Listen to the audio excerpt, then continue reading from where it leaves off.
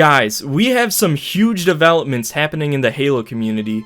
The co-creator of Halo essentially confirmed that Joe Staten and Paul Bertone were laid off by 343 Industries. It's gonna get heated. There is a lot to unpack, and it's given a glimpse into the future for Halo, Xbox, and maybe even PlayStation. I'ma just get right into it and what the past couple weeks have revealed.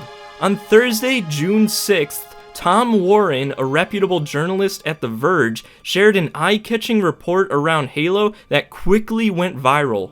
Other journalists passed on the report, claiming Microsoft is reportedly working on a remaster version of Halo Combat Evolved and could potentially release the game on PlayStation 5. Whoa. Okay, first and foremost, this is not confirmed. It's just a report and should be treated as just a rumor until proven otherwise. Let's discuss it anyway though. Immediately upon hearing this rumor, you might think, wait, Halo Combat Evolved Anniversary already exists. Why would they make another version of it? Well, I also wondered the same thing, but the community went reaching for potential reasons and considered that it would introduce PlayStation players to Halo and help grow the game's population since hardly anybody's playing it now. If that were the case though, that begs the question, why not just port the Master Chief Collection to PlayStation instead? So people continue to think, could it be a reboot of the entire Halo series? It better not be. Maybe it has to do with their supposed plan to make Halo on Unreal Engine? A decent amount of people seem to think so, with some believing that it could serve as a good starting game for 343 Industries. A warm-up, if you will. And once they release a new Halo CE, they can do the same for Halo 2 and Halo 3. That's an odd way to look at it in my opinion. It's as if 343 don't have a good understanding of what makes Halo special. But instead of letting people who do understand it work on it, we're wanting to keep the less qualified developers and give them years and years of more chances until they hopefully figure it out. What the heck? I can maybe understand if they wanted to have the original trilogy built for Unreal Engine, but that doesn't even seem like a great idea. First of all, the last time 343 produced a remake, the entire art direction changed and gave people mixed opinions, with numerous fans disapproving still to this day, 13 years later. Secondly, how many of you are willing to wait another decade before we get a truly new Halo entry? Assuming 343's work habits remain the same, we'd be getting a new remake or remaster every 4 to 5 years, which means they wouldn't have a Halo 3 remake done until at least a whole decade. Thirdly, will people care enough about playing the old Halo games again? Don't get me wrong, I think a Halo 3 remaster would be amazing to do, but not in the current climate of Halo, not with 343's name attached to it anyway. However, it seems that a fair portion of the current community are only having fun playing the classic Halo titles, and some are getting tired of that, including me. And it's not because they're boring, it's just that after 10 to 20 years, it's kinda like... Flag. Over there. Flag. Over there. Flag. Over there. Flag. Flag. Over there. Flag. Take. Over there. It's stale. We need something fresh. Some people in the community are thinking the classic Halo formula is outdated, and they're wishing there would be modern mechanics in their supposed CE remaster, like Sprint. While that may sound like a nice idea on paper, that would give a drastically different experience than what the classic games had, even if done minimally. I personally believe the way to go is to have a one-to-one recreation with improved performance, upgraded graphical fidelity, and extra features outside of the legacy experience. Another sentiment I've been seeing around the report is that the wording of it was specifically saying that Microsoft are making a Halo CE remaster, not 343 Industries, which is a very good catch. If this careful wording was intentional, that could mean that the team reportedly working on the game is not 343 and is instead a different developer. If this is the case, 343 are likely going to be managing or publishing rather than developing this project, which I don't think is the ideal situation, but it probably would ultimately be better. One more big development happened around this report, and that involves Hailey Era, who's made ripples in the scene for her insider information, game knowledge, and occasional sarcasm. She never worked on Halo. She didn't actually invent the battle rifle. She was the first to report on Joe Staten's departure from Microsoft, and she also revealed last year that the Master Chief Collection was wrapping up all further developments.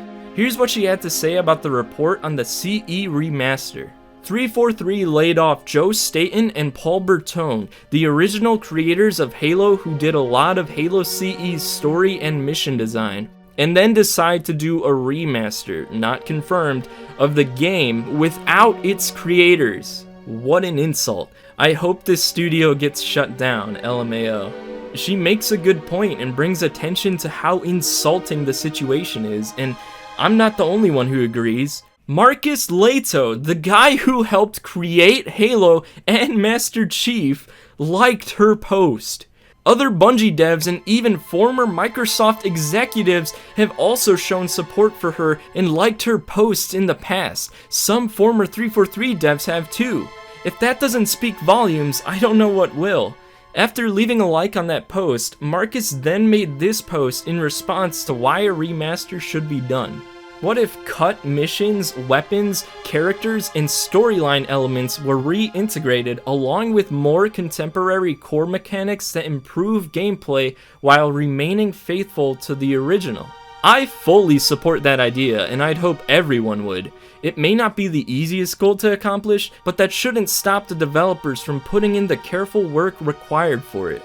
If there's any time that Halo needs that care, it's now. Marcus knows how to deliver Halo, but he's not involved in any remaster, which we'll be able to assume why with what I read next. The day following Marcus's post, Hailey shared alarming insight into management at 343.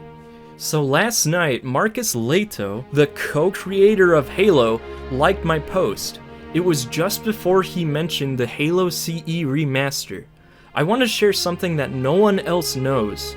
343 didn't want Marcus. They made it clear to both him and Marty that there was nothing for them at 343. I keep seeing fans saying that 343 should hire him, so I just wanted to let people know. There's a reason I do not like this company, but there are some good people there too. Sometimes people see my posts and think, wow, she really doesn't like 343. It's because 343 have done a lot of bad things that no one knows about. I know things that I've never talked about publicly, some for legal reasons, but I do plan to in the future. It's not just what they've done to Halo, it's also how they've treated the original creators. Some at 343 have downplayed their contributions, trashed their games, and mocked their fans. Right, so there are plenty of different reasons someone can like or dislike someone, and that's no exception for 343. They're not perfect, but they can certainly be better with some of the things they've done. That doesn't apply to everyone who works there, but unfortunately there are a lot of bad apples at the studio who give the whole company a bad name. And just like Hailey, I also have my reasons for how I think of them. So respect people's reasons, it's only fair. Hardy LaBelle, Halo CE multiplayer lead designer, tried to reach out to 343 a long time ago, but they made it clear to him that they wanted nothing to do with him. Paul Russell, Halo's former environment artist and who gave Halo its name, once applied for a job at 343. They made him wait in the parking lot for an hour after the interview. Their lead artist came out and said they'd call him back, but they never did. Later, a friend on the inside told Paul, sorry, no Bungie people. So 343 have had a no Bungie rule for anyone who works there. Why? What good reason can you think of for that? Is that not just a petty grudge they're holding against Bungie? It's obviously not a matter of talent, qualifications, or passion, so what is it? It sounds like they're wanting to preserve as much influence of their own as 343 regarding what goes into Halo, as if they're eager to make their mark on the franchise. No matter how you spin that, you can't argue that it's not disrespectful. Bungie is the reason Halo even exists, and they consistently delivered amazing games that fans loved. Compare that to now, we've lost Halo's identity and would be lucky to have quality features that are also fun. The Bungie era of Halo was significantly better. Anyone should be able to see that, even if you enjoy a 343 game or two. Despite that, 343 have the gall to believe that they're better off working on Halo without any of the original creators of the franchise. You know, the ones who literally made Halo and Xbox globally successful as the titans of the industry. Gosh. Anyway, she goes on to say, 343 have never wanted the original devs working with them. They only brought on Joe Staten after the disastrous Halo Infinite reveal. Joe offered to help Bonnie and steer 343 in the right direction as a favor, but they decided to hire him instead because they knew they were in real trouble and needed his expertise. But despite Joe being one of the creators of Halo, some idiots there still pushed back against some of his ideas. Alex Wakeford was a member of the Halo community who had become infamous in Halo circles for writing absurd articles about Halo and Bungie and making claims that they included references to word that sounds like grape in their games. He even wanted Marcus to confirm whether it was true or not. Alex also criticized Joe for referring to Cortana as girlfriend. Despite being disliked by many in the community, 343 brought him onto their community team. 343 were also really mean to Jeff Steitzer, Halo's iconic multiplayer announcer. They tried to replace him and made him aware of it, which upset him. Jeff wants to keep the details of it private though. It's no secret that 343 also tried to replace Steve Downes and Jen Taylor, the voices of Master Chief and Cortana. Hold up, can we talk about this too? 343 disrespected Jeff Steitzer and wanted to get rid of him, Steve Downes, and Jen Taylor, the three voices you hear most in Halo. Excuse me, but the three of them quite literally gave character to Halo and helped form Halo's signature. They became staples of the Halo franchise, making Halo recognizable just with their voices. Almost everyone back then, not just Halo fans, knew Halo medals and how they sounded simply because of Jeff Steitzer's voice and how he delivered his lines. People knew him as the voice of God, which is a testament to how impactful his voice in the game is. And 343 haven't cared for him. Master Chief and Cortana were just as iconic. Steve Downes doesn't have a ton of lines as Master Chief, but his voice is still memorable and naturally a big part of the main character. No matter how much the fans and gamers in general appreciate him, 343 haven't cared for him. Jen Taylor has done so much as Cortana and delivers her lines with a voice that rings in your head that you can hear with just the thought of her character. She's become a perfect complement to Steve Downes' voice and has synergized beautifully with her character. Yet, 343 haven't cared for her. Why, 343? Because they're Bungie scum? They don't deserve to work on Halo now because they'll taint it with their gross mark? You know, now that I think of it, the name Halo is actually from Bungie. Maybe you should get rid of that mark too. Everyone knows you're the greatest after all. Jesus. To finish with Hailey's post, she continues with, "There are so many more things and stories that people don't know of. Jamie Griesmer, former Halo design lead, even recently said that 343's relationship with Bungie was unnecessarily hostile, which confirmed a lot of things I've been saying for a while. This hostility is also seen in how 343's community team treats Halo fans. Just look at how Snickerdoodle and Cowgirly343 have unfairly blocked hundreds of us from @Halo and @Halo support. It's only natural I'd hate a company that disrespects the people who made our favorite games and its fans. Why should I give 343 my respect? What have they done to deserve it? They basically gave their middle finger to the creators of Halo and the fans, destroying a franchise that revolutionized console shooters and online gaming and which built the Xbox brand. They messed up Halo for a whole decade. That's a big part of our lives. I don't see how anyone could respect them after all that. I know that's a lot of information to take in, but bear in mind that actual Halo developers, both old and new, have supported Hailey's post and know she's in regular contact with people on the inside. Bungie devs even follow her, and so do Ed Freeze and Peter Moore, both former Microsoft executives who led the teams behind the original Xbox and Xbox 360. The things Hailey says have merit. With all the other stories we've heard about 343 and some of the ridiculous things we still see, I think it's about time we stop defending them. If you're still firmly on 343's side at this point, you're either still growing, delusional, in denial, worried about your career, or you simply just don't care about what happens to Halo. I really believe those are the only options. It's not necessarily wrong to be any of those, but it could contribute to making Halo worse in the long run. Ultimately, it comes down to the companies running the franchise. The sooner we acknowledge that and deal with it, the less harm will be done to Halo. If you're still growing though, that's a bit of a different story. Think about it.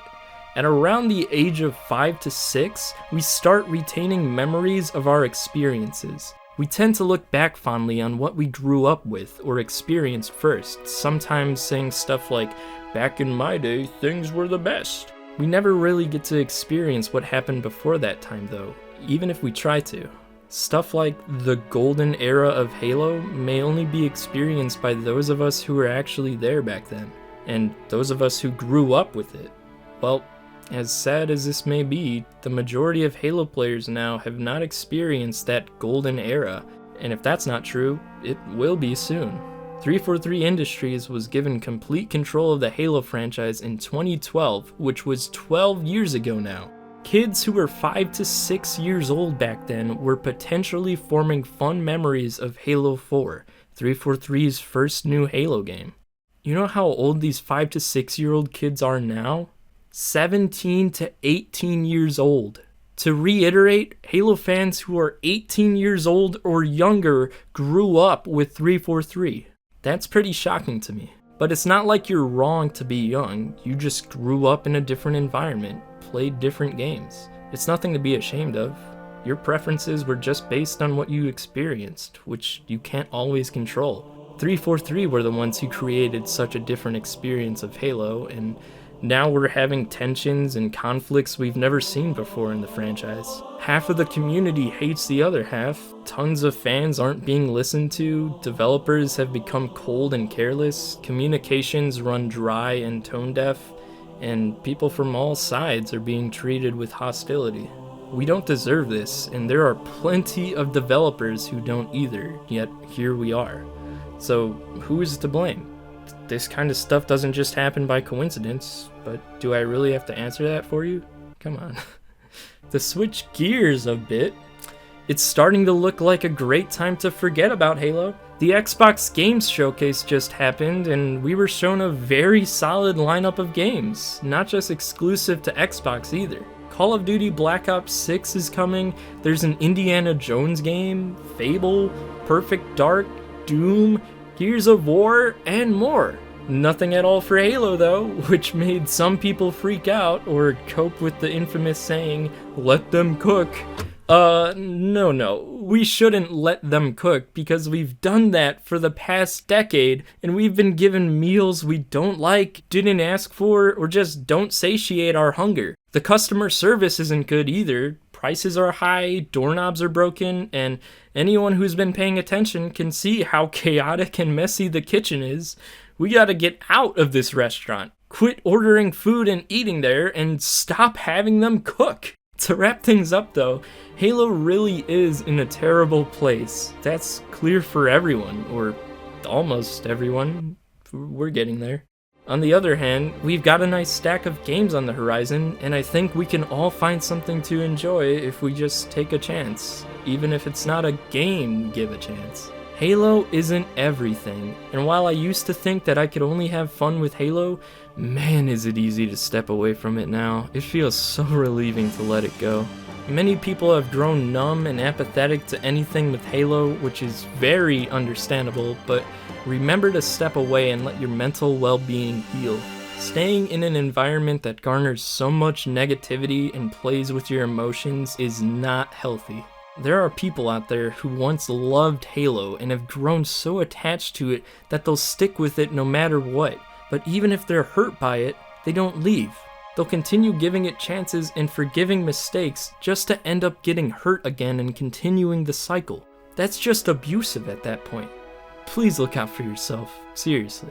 Anyway, I'll still be keeping my eyes and ears open for anything exciting happening with Halo, but it's safe to say that we're far away from anything good. Let me know what you think about all this in the comments though, and don't be afraid to speak your mind.